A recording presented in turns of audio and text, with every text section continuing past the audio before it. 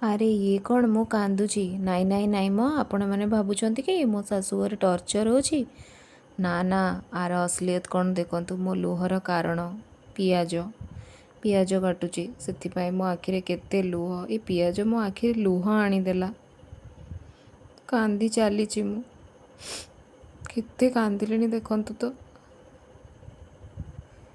ହେଲେ କାହିଁ କାନ୍ଦୁଛି ସେଇଟା ଆପଣମାନେ ଜାଣିବେ ଆଉ ଟିକେ ପରେ। ଭିଡ଼ିଓ କଣ୍ଟିନ୍ୟୁ କରନ୍ତୁ, ଲାଷ୍ଟ ଯାଏଁ ଭିଡ଼ିଓ ଦେଖିଲେ ହିଁ ଜାଣିପାରିବେ। ଏଇଠି ଦେଖନ୍ତୁ, ମୁଁ ପିଆଜକୁ ଚୁନ ଚୁନ କରିକି କାଟି ଦେଇଛି। ଆଉ ଏବେ ଦେଖନ୍ତୁ ଟମାଟୋକୁ ବି ମୁଁ ଚୁନ ଚୁନ କରିକି କେମିତି କାଟି ଦେଇଛି। ଆଉ ମୁଁ ରେସିପି କ'ଣ ବନାଉଛି ଜାଣିଛନ୍ତି? ଆଗକୁ ଜାଣିବେ। ତ ଦେଖନ୍ତୁ ଏଇଠି ପାଳଙ୍ଗକୁ ସିଝେଇକି ଟିକେ ସମୟ ତାକୁ ଗ୍ରାଇଣ୍ଡ କରିକି ପେଷ୍ଟ ବନେଇ ଦେଇଛି। ତ ମୁଁ ବନାଉଛି ପାଳଙ୍ଗ ପନିର। କେମିତି ବନାଉଛି ଚାଲନ୍ତୁ ଦେଖିବେ। ମୁଁ ଗ୍ୟାସ୍ ଅନ୍ କରିକି କଡ଼େଇରେ ତେଲ ଦେଇଦେଲି, ଆଉ ତା ଦେହରେ ଜିରା ବି ଫୁଟେଇଦେଲି। ତାପରେ ମୁଁ ପିଆଜ ପକାଇ ଦେଇଛି। ପିଆଜ ଟିକେ ତାତି ହେଇ ଆସିଲେ ଆମେ ତା ଦେହରେ, ଏଇଠି ଦେଖନ୍ତୁ ମୁଁ ପନିର ନେଇଯାଇଛି। ତ ପିଆଜ ଟିକେ ତାତି ହେଇ ଆସିଲା ପରେ ଆମେ ତା ଦେହରେ ଟମାଟୋ ଆଡ଼୍ କରିବା। ଏବେ ମୁଁ ଟମାଟୋ ଆଡ଼୍ କରିଦେଲି, ଆଉ ଦେଖନ୍ତୁ ଟିକେ ଭାଜିଦେଲି। ଟମାଟୋ ଭଲସେ ଭାଜି ହେଲା ପରେ ଆମେ ତା ଦେହରେ ଲୁଣ ଆଉ ହଳଦୀ ଆଡ଼୍ କରିବା। ଏବେ ମୁଁ ଟିକେ ଲୁଣ ଆଉ ହଳଦୀ ଆଡ଼୍ କରିଦେଇଛି। ଆଉ ଏବେ ଯେଉଁ ପେଷ୍ଟ ବନେଇକି ରଖିଥିଲି ପାଳଙ୍ଗର, ସେଇଟା ଦେଇଦେଲି। ତ ଦେଖନ୍ତୁ, ଆଉ ତାକୁ ଟିକେ ଭଲସେ ମିଶାଇ ଦେବା, ଟିକେ ଭଲସେ କଷିଦେବା, ଯେମିତିକି ତା'ର କଞ୍ଚା ସ୍ମେଲ୍ଟା ପଳେଇବ। ଏବେ ମିକ୍ସଚର୍ ଫୁଟିଲା ପରେ ଆମେମାନେ ତା ଦେହରେ ଟିକେ ପନିର ଆଡ଼୍ କରିଦେବା। ଆଉ ପନିର ଆଡ଼୍ କରିକି ଟିକେ ସମୟ ପାଇଁ ଫୁଟିବାକୁ ଛାଡ଼ିଦେବା। ଏବେ ରେଡ଼ି ହେଇଗଲା ମୋର ପାଲକ ପନିର। ତ ଚାଲନ୍ତୁ ଦେଖିବା।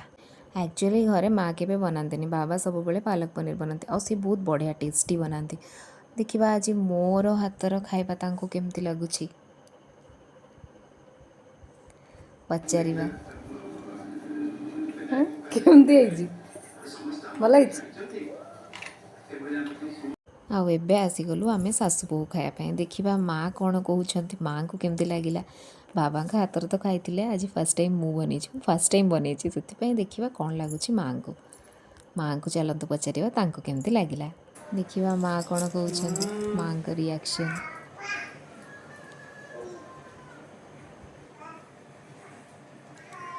ଭଲ ହେଇଛି?